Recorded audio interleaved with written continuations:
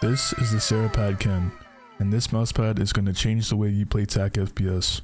Now let me start off by thanking everyone at TG Exclusive for even making this video possible.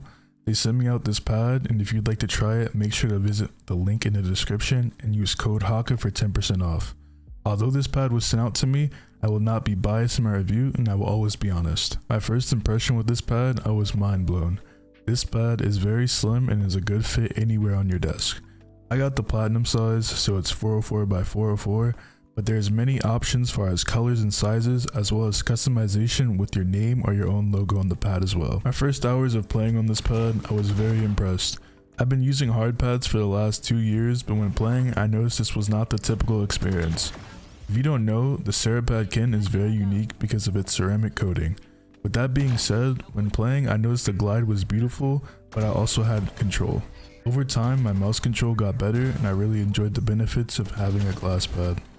With the Cerapad Kin, there's enough control to where even if you are still getting better with your mouse control, it's very usable. I would definitely recommend as an entry-level pad if you're looking into a hard pad.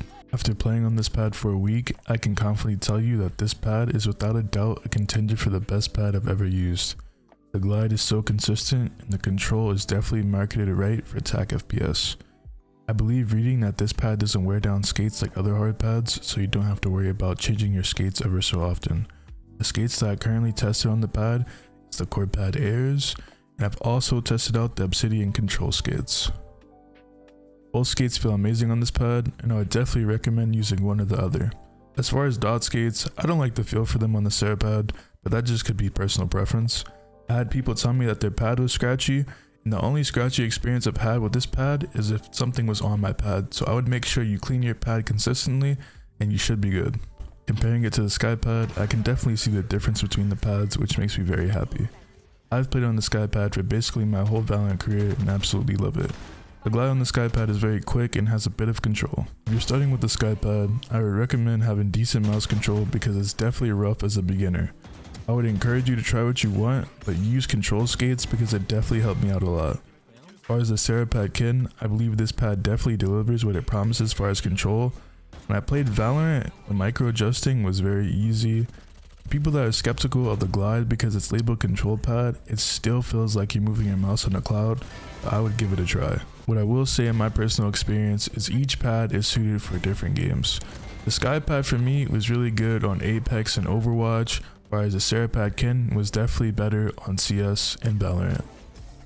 Sweating and humidity did not affect my gaming experience with this pad at all. It gets very hot in my room sometimes, so I was definitely worried about sticking to the pad, but I have not experienced this whatsoever. I definitely would say that you need to clean your pad consistently because that is the only time where it might have a swampy feeling.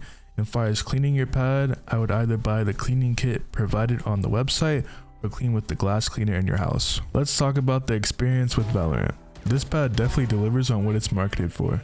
My flicks and micro adjustments have never been better. One of the most common struggles Valorant players face is overflicking. I've noticed in my gameplay while using the pad that overflicking wasn't really a problem for me. I play on a pretty high sense, with it being 0.3 1600 DPI, so any slight movement and it's whiff city for me. With the Cerapad Kin, I definitely feel more confident in my aim and feel like I have more control. Like I stated previously, this pad is labeled as control, but please don't think that you have a problem tracking because that is not the case at all. Every jet updraft and raise satchel are still very easy to track, but I recommend picking this pad up for Valorant without a doubt. I believe this pad can do great things in the Valorant scene and I'm looking forward to seeing more people try it in 2024. Overall, my experience with the Cerapad Kin was beautiful, and I can't wait to see what TG Exclusive has in store for 2024. If you're looking for a hard pad with some control, I definitely recommend picking it up, and if you main TAC FPS, this pad is a must for your collection.